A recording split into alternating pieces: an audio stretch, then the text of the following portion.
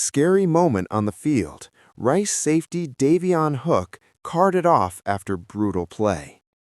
Football can change in a single second. One play, one collision, and the entire stadium goes silent. What happened to Rice safety Daveon Hook during this play shocked everyone watching.